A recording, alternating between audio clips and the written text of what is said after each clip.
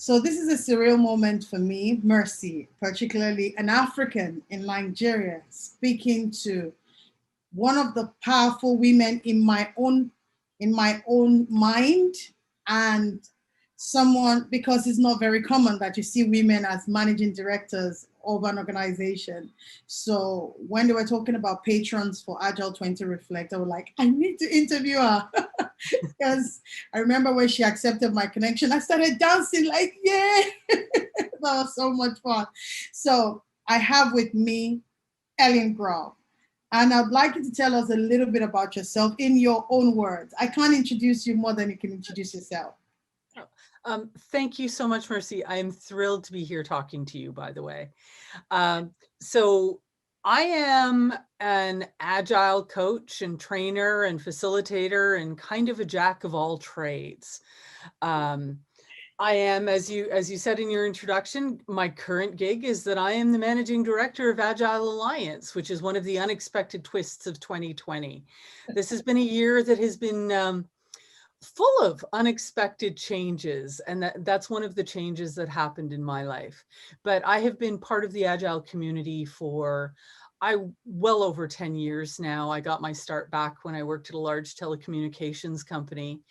And I am thrilled to be in this role where I am helping bring the global Agile community together, because that's what really gets me excited, is being able to learn from other Agilists, being able to share experiences, being able to get together and have some fun together too, and de-stress a little bit, because being change agents, it's difficult work. And being able to get together with people who know what you're going through and share your learnings is a really powerful thing. Thank you so much. One of the things that really resonated, that you have actually repeated now, is that the funness of the Agile experience, and which is one thing that we have brought to life with Agile20Reflect, reflecting on the 20 years of Agile Manifesto. Retrospectively, how would you evaluate the manifesto 20 years? And what have we done so well? What can we improve on? And what changes can we make? Just looking 20 years, today, and maybe tomorrow. Wow. So, I think the Agile Manifesto was it was a great start to a conversation, but it wasn't even the start to a conversation. There were a whole bunch of different conversations and ideas and ways of doing things that came together that culminated in that particular document. But as it captured our values, as it captured what we think is important about how we come together to work as people, it made a really powerful statement and created a whole new network of conversations. Where I think fun comes into it, by the way, is in that very first line. It's about individuals and interactions over processes and tools, right? One of the intents of the authors of the manifesto, I believe, I haven't checked with them personally about this, but was to really bring the idea of humanity back into how do we develop software? How do we solve complex problems together? How do we relate to each other as human beings in order to get that done well? And in my mind, being playful is one of those integral parts of being human with each other so that we can do great work. So that's where I take some of the inspiration from the practice that I have as an Agile coach, is about, even when we're trying to get very important, very serious things done, how do we do it in a way that is playful, that allows us to engage our emotions, because that can often help us have better solutions to the work that we're doing. But to your question, the other part of your question that I just want to address a little bit is, for me, the really important thing about the Agile Manifesto is something that early in my days as an Agilist, I actually kind of skipped right by, is that very opening line in the preamble about we are uncovering better ways. Yes. I think sometimes we lose sight of that, right? We get caught up in the how will we actually get kind of caught up a little too much in the processes and the frameworks and the how shall we do it and the what will we call this thing. And we forget about the fact that what's really at the heart of agility is uncovering better ways of doing things all the time. So it's not static. There is no one true way of being agile. There's no one permanent way of being agile, because kind of by definition, working in an agile way implies that constantly you're figuring out what will I try next? You're looking at the results. And then you're going, what did I learn from this experience? What am I going to do differently based on what I've learned? So it's constantly evolving. It's constantly changing. The values stay constant. The principles still lasted pretty well, but agility is a moving target. It's not a, this is how we do things. It's a, this is how we figure out what to do differently next. Absolutely. I had an interview with a group of agilists across Africa, one from Zambia, and another from Kenya. And they're all ambassadors for Agile20Reflect. It would excite you to know that Agile has evolved beyond software development. I know in Nigeria, we apply it to wedding planning, to the event industry. People have adopted it for their family activity. So the agile mindset, just knowing that it's okay to fail and to fail fast, just adopting, just keep uncovering better ways in the right ways of using. One of the things that you mentioned earlier was you would like to speak with regards to the excitement and the grassroots nature of the Agile Reflect 20 Agile Reflect festival that is holding February 2020. What what what connects with you more and why? Oh, one of the things I love about how this is coming together, because when Scott first reached out to me about this, is the idea that it wasn't going to be a formal structured event, that it was going to be truly self-organizing, people who are passionate around a topic coming together and figuring out, how do we celebrate this? What's the right way to do this in my community from my point of view? How do we bring people together in order to ask ourselves collectively as a community, hey, what has the past 20 years been like? What have we learned? Where are we today and what are we going?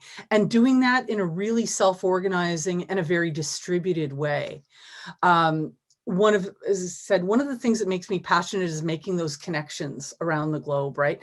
And figuring out how do we share our learnings, because just by the nature of the universe, we tend to hang out in a particular part of the Agile community.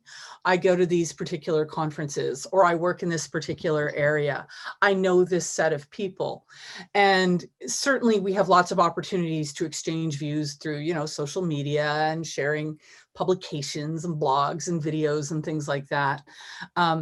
But finding ways that we can bring different groups of people together under one banner to celebrate agility together, that really appealed to me. And doing it in the grassroots, low-key, non-commercial, everybody is welcome at the table. We want to hear from everybody.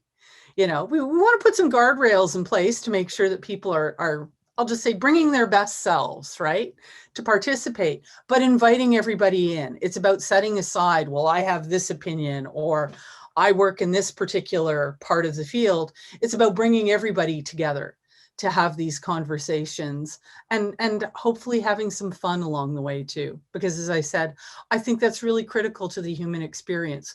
We're taught, especially this year, when there have just been so many things going on and everything is so serious, bringing a little bit of lightness and joy and playfulness to thinking, how do we get together and reflect on where we've been and where we're going is really critical.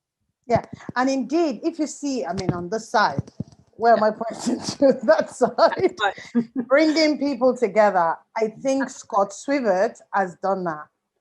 Agile, I would say, saved my life, and just being part of the festival has given me a sense of purpose, a sense to live again and to add value. And one thing is sure, that this Agile20Reflect festival has brought people. I've met people from South America, from North America, from one of Ambassador Nepal in Nepal. She'll be speaking at my event. It's only possible because of the communal nature of the festival, and I think that speaks to the very core of what Agile is. And I remember when I applied, it was Kemi Raji that said to me, "Oh, Mercy, I think you should apply for this. You have a lot of energy. Go and add some value." And I applied. And I remember my first meeting was, I don't know what I was getting into, but I was very excited. And I've been driven ever since. Can I ask now, in your own word, what does Agile mean to you, Ellen Grove? So for me, and it's interesting because, sorry, before I answer your question, I just want to speak to something you said, because I think this is really important, because you talked about the personal journey of as you have become immersed in the Agile community, as you've sort of really thought about what it means to work in an Agile way. And I think that's a really common experience. And I think that's one of the things that makes the Agile community a little bit different than other professional communities that have come together, is because as practitioners, as we have started to engage with the Agile values and the Agile principles and Agile ways of working, this isn't just about how do we build software differently or how do we solve different kinds of problems differently. It becomes, how do I think differently about how I react to the world, right?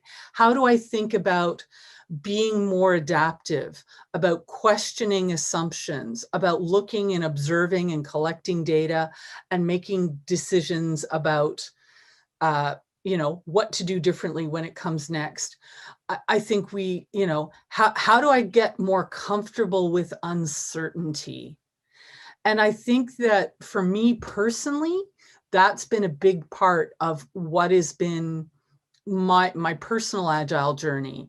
It's not just, when I started this off, I was in software testing, and certainly it brought, as I learned to work in an Agile way, I changed, how do I think about, how do I be the best software tester I can be, and how do I contribute to my team, and how do I work with my team? That's where my journey started. But now it's really, and there's been lots of chance to practice this year, being Agile is really thinking about what is important to me, being clear about the value, and being clear about what direction am I going in, what are the outcomes that I'm after, what are the values that are most important to me as I work towards those things. And then thinking very differently about how we approach doing things, rather than trying to, and I used to be very guilty of this.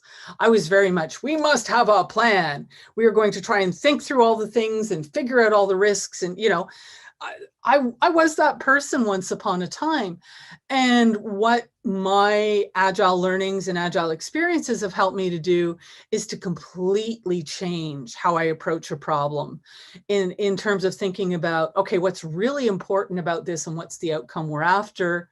What is the first thing that I can do to test the assumptions I have about my ability to get this thing done, about whether the thing I'm trying to get done is in fact the right thing? And that's what Agile thinking has done for me personally.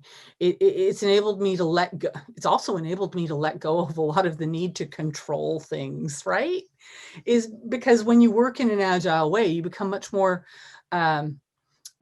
conscious of what do you know, what is controlled, what is deterministic, versus what are the things that we have ideas about, but we don't have certainty, we don't have confidence, we don't know that we know the right way to do things or whether it's the right thing. And that's a whole new way to look at the world. And I will just say, in 2020, that way of looking at the world has been more important than ever, given the unpredictable nature of the events that have gone on this year. Being able to focus on what's really important, and how do we design these experiments to figure out if going in that direction is the right direction to go in.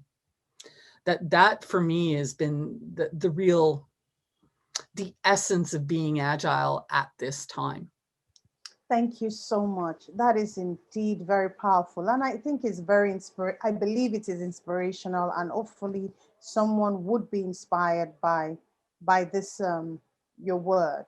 And one thing I'd like to ask, I know we were not part of the 20 years journey ago Yeah. writing the manifesto. What would you like to see 20 years? I mean, we're celebrating 20 years, another 20 years of the evolution of learning of the agile mindset. What would you like to see? Wow. So that's a big question, because, you know, it has been a fascinating ride for the past 20 years. You know, next February will mark the occasion where, yeah, the people who authored the manifesto got together and created that document has inspired us all. But as I said before, that was the culmination of a whole number of conversations and experiments and different schools of thought coming together to distill some really important ideas down to something that is tight and concise and meaningful, and helped guide a lot of us over the past 20 years. What I would really like to see, and I don't know if I can think 20 years forward, but I would really like to see, as I said, us really focusing on the, what have we uncovered? What have we uncovered in the past 20 years about how to work well together, about how to build software effectively? And you know, it does have its roots in software. What are the challenges that we're still facing, and what have we learned about trying to apply these sets of principles and practices to getting software work done, to getting other kinds of work done? And how is that going to shape what we're going to do differently in the next little while? I think your point, though, about Agile expanding beyond software development is also really important, because while I do not think as a community, as an industry, that we have nailed that yet, right? There's still a lot of people who are really struggling to put those ideas about how do we apply these principles and practices to delivering software better. And software is an integral part of all of our lives. Almost regardless, most industries, software touches what you do one way or another. Yes. But I think we've had an increasing realization that if we want to set up software teams to work very differently and to be able to work in an agile way, all those other things around them in the organization that enable them to do that might have to change as well. And so the conversation has gotten a lot broader. And that's one of the things that I'm really excited about in the future, is how do we take these ideas and figure out how do we apply them in different fields? First of all, even in the companies, you know, I work in a lot of big enterprise in my practice as a coach before I was managing director. I work in a lot of big companies. So the problem that I'm have been focused on is how, you know, we have software and IT organizations who want to do this. How do we help the rest of the company become more adaptive, become more focused on delivering things in smaller chunks rather than creating these big, huge plans that are, you know, single points of failure? How do we focus on delivering little bits of work? And how do we focus on relating to each other as people? Being able to do more of that through the organizations, not just the software delivery teams, but also applying these ideas. It's very interesting to see how these ideas are landing in spaces that are completely decoupled from software as well. You know, when I took my Scrum training a gazillion years ago, it's interesting. I think I have a bit of a different perspective on this, because when I did my Scrum training, I was very much in the software development space. I was working for a telecommunications company. Half the people in my Scrum class were working in software development. The other half of the people in the Scrum class were in a field that was completely disconnected from software at all. And this was back in 2007. But it's because there was a realization that these principles and these practices and these ideas are applicable to many kinds of work. So I think, you know, and along the past 20 years, I have met people who have been applying these principles to all sorts of different industries and different kinds of business. But I remember meeting somebody who is using agile principles and practices with her preschool students. somebody who came to an Agile coach camp I attended, because she's like, I'm using these ideas with my preschoolers. I don't know if I'll have anything in common with, with the people at this conference. Somebody in the Kanban community had convinced her to come. And it was incredible because we were like, this is so fantastic seeing these ideas applied in these contexts. And by the way, what can we learn from you that are applicable in the context that we're working in? And it's that broadening that conversation that way. After 20 years of trying to work in an Agile way, and it's been more than 20 years, but after 20 years, we have a good idea of what are the problems we're still trying to encounter. Still trying to solve. What are the problems we've been encountering as we try to change that we're still trying to solve? I would love to see increased efforts at talking with other disciplines, other organizations who are solving some of those problems that we have in common, and figuring out how do we learn from each other? How do we learn from each other about organizational design? How do we learn from each other about really how do we develop strong teams? Are there other things with technical practices where there are other communities we need to be interacting with? And I suspect there's a lot of those about figuring out what's the best way to get this kind of work done today. And are we sharing what we're learning with each other? I would, so over the next 20 years, that's one of the things that I would like to see, is that it's not, Agile isn't this niche thing. It's becoming, here's a set of ideas, here's a set of principles and practices that have a pretty broad application. And so we're broadening those applications, and we're also learning from people in related fields and related domains, and making sure that we're bringing those ideas into what we do, rather than thinking that it's kind of a static thing and this is how we do this. It's about the learning. It's really about the constant learning. A continuous improvement. I would say indeed, Agile is far from being static, because it gives you room to fail. It gives you room to actually learn from your failure. I can speak to that because I'm a startup and I've seen a lot of failures in the path of my journey, and I've matured as a result of those failures and not replicating those failures. So Agile is far from being static. You are one of my heroes, Agile hero, and Erin Randall as well. I'd like to hear, who are your Agile heroes? Wow. Could be one or two, as many as you can mention. Oh, as many as I can mention. Well, so there's so many people who have influenced me along the way. So many people I have learned from. The person who always is top of that list for me, though, is Linda Rising. Linda is an amazing woman because she has this talent for taking difficult, controversial even ideas and sharing them with us in such a way that we understand, oh, I understand, I understand why this is important. I understand how I can take this learning and apply it to my work and make a real difference about how I work with other people to get important things done. And she does this with such grace and such a lovely approach and a lovely sense of humor. She's the only person I know who can in an Agile, some of the things she talks about are really controversial, real hot button issues. And she does it in such a way that people who are on all sides of that issue can sit down and go, oh yeah, hey, this is really interesting stuff. We should talk about that. And that takes an amazing skill. And I think she is, I think she has been a role model for a lot of women in our industry. Having said that, almost every man in the industry I know also goes, I want to be Linda when I grow up. But there have been so many people. It's hard to name them. I've been very, there's some of the other people are patrons of Agile20.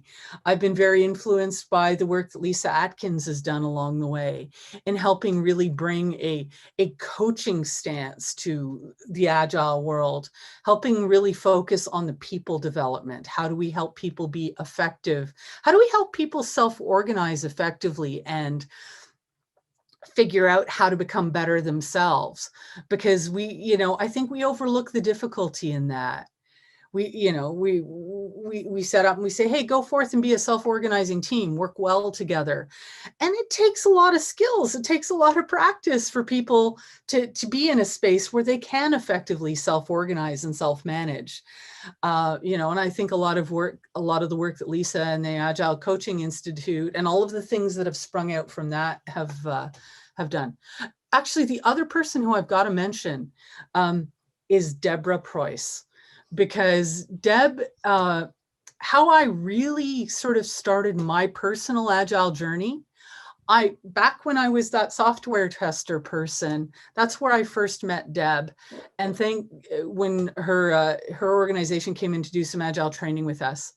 And it was thanks to that connection that I ended up at the very first Agile Coach Camp. And for me, that was a life-changing experience. That is why I am here today, through ideas I encountered there, through the people that I met there. And Deb, through her career, even though she's kind of moved out of the Agile space these days, she has initiated so many amazing things like Agile Coach Camp and Play for Agile that have just rippled out and really become powerful forces for getting people together to explore Agile ideas, to share those learnings, to find new ways of working. And I owe a huge debt of gratitude to Deb. Wow. I love that there are 3 women, because it's not a common thing that women celebrate women. I love that you mentioned 3 powerful women. And I think is a testament that is what Agile is capable of doing, about shifting the mindset, shifting the narrative, and just showing that there is greatness in everyone. Add value, you will be recognized. And I do celebrate, you said Linda Rising, Lisa Atkins, and Deborah Porres, correct? Yeah. They are your 3 Agile heroes. Anyway, let's now talk fun. In the spirit of festivity, I'd like to do something fun. What can I get you to do now? I'm not so sure. I like to just infuse fun in the interview because I just feel it's very powerful. And so that people can say, oh, really? After all the serious conversation, it's a real chill. So let us know something that ordinarily you wouldn't share that is fun about you. Oh, wow. So now I'm actually sorry that I am not wearing my dinosaur necklace anymore. Oh, I wish you would wear. Here, you know what? Here it is. When I got dressed today, I can hold it up at least. When I got dressed today, I put on my Tyrannosaurus Rex necklace because I was trying to sort of, it's a game I have with a friend who's an Agile coach in Europe, Get a Click Card. We try to dress so that we're matching on Fridays. It's something that we've done a little bit through the pandemic because it's been fun. And so I have my dinosaur necklace on this morning. And I love dinosaurs. Dinosaurs are cool. Dinosaurs, paleontology, thinking that there were these huge, magnificent, powerful creatures that roamed the earth. Like, what's not to love about dinosaurs? No, right? And there's still so much to learn about dinosaurs, right? Our study of paleontology is really only a couple of 100 years old. And every year there are new discoveries and we learn new facts, and some of the assumptions we have about what the dinosaurs were like and how they lived and what they were capable of changes all the time. So, but if you want something fun about me, as I said, I love dinosaurs. And I took this necklace off because I thought it might be kind of distracting during the interview. But you look very good with it. Please put it on. At least that shows that there's something fun about us, because work and work and work, and we need to just lighten the mood, and people just know we are human, we are relatable. Even at the peak of our careers, you can have fun while learning. This has been an incredible interview for me. I think we've covered everything I wanted us to cover. We've covered your Agile hero. We've talked about the manifesto. So no, I have to ask this question. And I'd like to know, why did you accept to be our patron? I think it's an important question. And but first, I just want to say thanks to Agile Alliance for accepting the Agile20Reflect Festival and being one of our top partners, I think, for saying that we'll be working with you on the 20 years of Agile Manifesto celebration in conjunction with Agile Alliance. And the fact that you are one of our patrons, I think that is so huge and highly commendable. So why are you our patron? Let the people know. So I really wanted to be able to put my full support behind this festival. As you know, as a board member of Agile Alliance, now as the managing director of Agile Alliance, one of our organizational missions is how do we support the growth of the Agile community? How do we bring people together? How do we create spaces for people all over the world to come together and help support each other as we try to, advance our practice of Agile?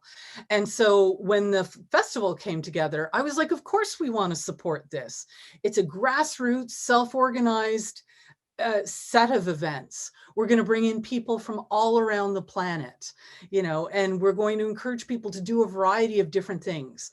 That is so very much in line with our organization's mission, that absolutely Agile Alliance had to step up and say, yes, we want to support this in whatever way we can. And so personally, when I got asked to be a patron, I was like, of course.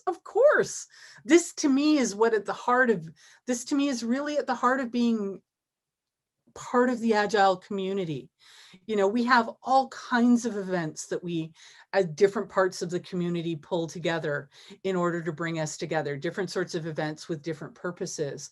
But for me personally, the events that I love to attend, the things that resonate with me, are where people come together out of their passion for being agile, where people are coming together not because there is a commercial interest at stake. And believe me, I'm not against making money. I like making money just like everybody else. But it's when people are coming together from a different place. It's like, this excites me. This matters to me. I am really keen to contribute to pushing this conversation forward. And that to me is what Agile20Reflect is all about. And so to have the opportunity to be a patron, and by the way, I just want to slide this in because we're working on it. Agile Alliance will be adding an event to the Agile20Reflect Festival. Yes. We're still, it's been a challenging year. I would have liked to have had this sooner, but we are going to do something in the middle of it. We're going to do a Mardi Gras party. It's not just going to be a party. There's going to be some serious elements to it. We want to do some reflection. We want to do some future specting, but do stay tuned, because we want to hold a gathering as well to give people a chance to come together, to celebrate, to reflect together and learn from each other a little bit, and to think about this question of where are we going? And it's going to be the middle of February, Mardi Gras, Carnival, like that opportunity just that would be amazing. I volunteer to support, and whatever capacity that they need volunteers, I volunteer myself to be part of that. Fantastic, because I'm hoping it's an event that is celebrated in different ways around the world. So I'm really hoping the world is going to come. Yeah, we will come. We will turn it up. And on a final note, I always ask this question of all my interviewers. Can you give me 5 words to describe the Agile20Reflect Festival? 5 words. As you can probably tell by this interview, limiting myself to 5 words is going to be a challenge, but let me see what I can do here. Self-organizing. Yes. Forward focused, and I'm cheating because I'm hyphenating words. Forward and focused. Okay. Community. And togetherness. Togetherness. Whoa. And these are powerful. Self-organizing, forward and focus, fun, community, and togetherness. Amazing. Thank you so much, ma'am, for this interview. For me, I will hold this. This is my manifesto that I spoke with you. I wasn't part of 20 years, but I am part of today. and I spoke with the interim MD of Agile Alliance. I mean, who could have made that possible if not for the festival? I mean, I would have had to wait and wait years and years for me to get through to you. But I know it's not that difficult, because if I met you at a conference, it's different. I didn't have to pay for no conference. I mean, thanks to the power of community, thanks to this innovative ideas of bringing people from across the globe. I'm sitting in Nigeria and I'm interviewing an MD. This is indeed a life experience for me that I will hold dearly. And I thank Scott Swivet for this brilliant idea. Thank you so much, ma'am, for being part of this interview. Thank you. Well, thank you. And likewise, I am thrilled that we are able to connect, and I am looking forward to time where I'm going to be able to come to Nigeria. Yes. and connect with you and with the rest of the Agile community there in person. You know, one of the silver linings of 2020 has been that suddenly everything being virtual has broken down some of the barriers to connection, Yes. which is great. That's what's making Agile20Reflect possible.